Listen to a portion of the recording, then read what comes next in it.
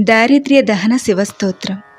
विश्वेश्वराय नरकार्णवतारणाय कर्णामृताय शशिशेखरधारणाय कर्पूरकान्तिधवलाय जटाधराय दारिद्र्यदुःखदहनाय नमः शिवाय। गौरीप्रियाय रजनीशकलाधराय कालान्तकाय भुजगाधिपकङ्कणाय गङ्गाधराय गजराजविमर्दनाय दारिद्र्यदुःखदहनाय नमः शिवाय। दारिद्र्यदुःखदहनाय नमः शिवाय।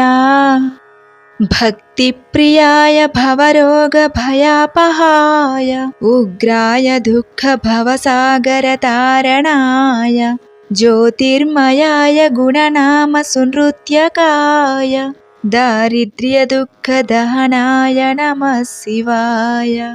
चर्माम्बराय शवभस्मविलेपनाय फालेक्षणाय मणिकुण्डलमण्डिताय मञ्जीरपादयुगलाय जटाधराय दारिद्र्यदुःखदहनाय नमः शिवाय।